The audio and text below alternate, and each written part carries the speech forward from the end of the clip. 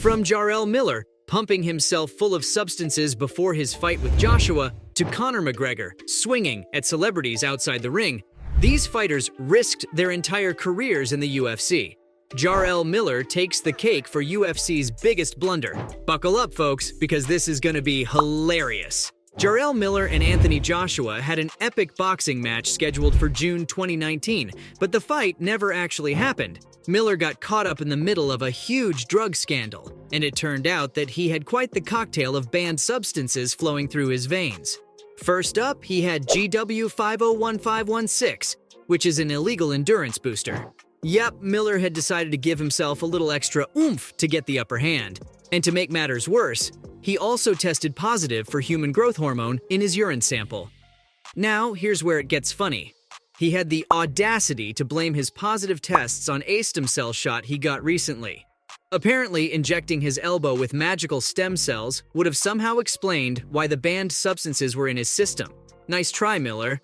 Naturally, the boxing authorities didn't buy his creative excuses, and they slapped him with a huge fine.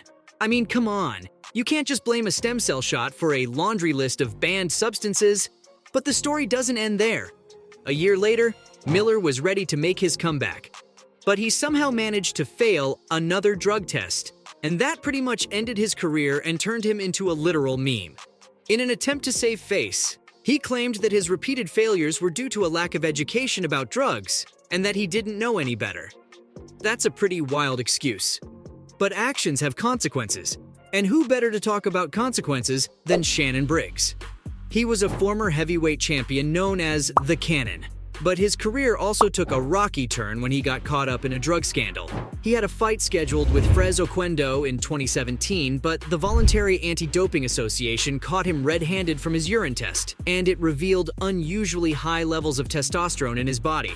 Fans were disappointed, though I didn't really get why, because this wasn't the first time that he was facing allegations of abusing banned substances. Back in 2009, he failed a post-fight drug test for an undisclosed substance, which resulted in a 90-day suspension. So he already had a reputation for it, but the positive drug test turned out to be the final blow to his career. He's now well into his 40s, and it doesn't seem like he'll ever make a comeback. It's a shame because he was a promising fighter at one point, but not everyone had it this bad. Tyson Fury risked his entire career after he failed his drug test, but got away untouched. The United Kingdom Anti-Doping Agency caught him back in February 2015 with a substance called nandrolone in his system. The test came back positive around the time he faced Christian Hammer in the ring. And guess what? Fury's next fight turned out to be a big one against Vladimir Klitschko, where he won 3 world heavyweight titles. But since the whole nandrolone debacle didn't become public knowledge until 2017, he easily took the trophies home. The allegations only came to light later when Martin Carefoot, who was a British farmer, claimed he was being offered £25,000 to provide an alibi for Fury's case. Now, when confronted with the test results, Fury came up with a hilarious excuse. He blamed it all on eating wild boar meat. Yep, you heard me right. According to Fury, the boar meat he ate contained nandrolone, so it wasn't his fault. And if you're wondering if it worked in court, obviously, it didn't. Because as a result of the positive test, Fury got a 2-year ban, which is pretty lucky since he got to return to his boxing career at the end of the ban period. It was only because he brought in huge crowds to the UFC, so he couldn't really be banned for longer. Speaking of disputed drug findings, Conor Benn has been in the spotlight for quite a while too. He was supposed to have a massive showdown against Chris Eubank Jr., especially because their dads had a legendary rivalry in British boxing history. But the fight got cancelled because Ben failed his drug test. The Voluntary Anti-Doping Association announced that he had been using a fertility drug, which was called clomiphene. It turned out that it's actually a banned women's fertility drug, and it triggers testosterone production if taken by men. That's a risky substance to find in a boxer's system. But here's the interesting part. Ben had actually completed several tests by the UK Anti-Doping Agency, and none of them showed any traces of performance-enhancing drugs. Maybe because it's a pretty niche drug that most tests wouldn't look out for, but anyways, the fight had to be called off. And later, Ben released a statement saying he was shocked and surprised about the situation. He insisted that he had done nothing wrong and said he's always been a clean athlete. Well, the results say otherwise, my guy. Drug tests aren't that easy to fool, and Canelo Alvarez found that out the hard way. This Mexican boxing sensation had a bit of a scandal in 2018 when he failed not one, but two separate drug tests.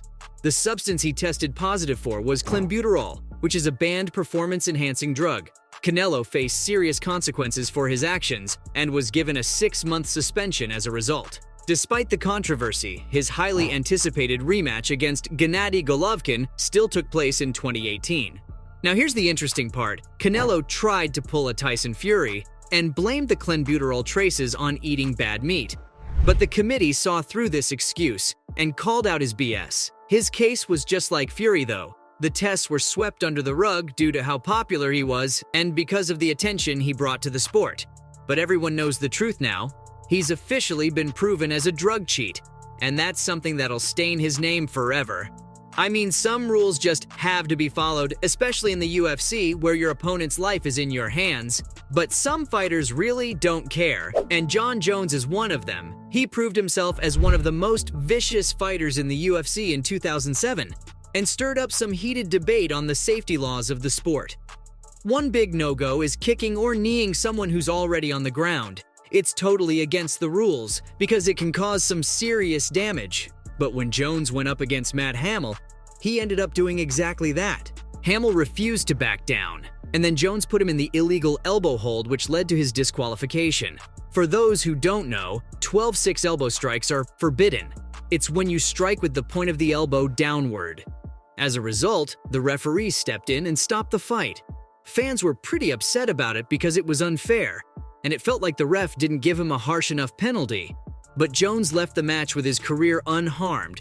Maybe he would have faced more than a small penalty if he had been outside the ring. He should learn about consequences and take some notes from Derek Chisora and David Haye. These two proved that leaving the safety of the arena to fight can be a bad idea. It all started with some trash talk between the two, but it quickly spiraled out of control into threats of gun violence and an arrest. Now, Chisora is known for being quite hot-headed, and this particular week was no exception. First, he went and slapped Vitaly Klitschko in the face during their WBC title fight weigh-in. He got fined because of that, but the real drama happened during the post-fight press conference. Haye started teasing him from the back of the room and called him a loser. Chisora completely lost it and exploded in his face. Bottles were thrown, tripods were swung, and punches were dished out.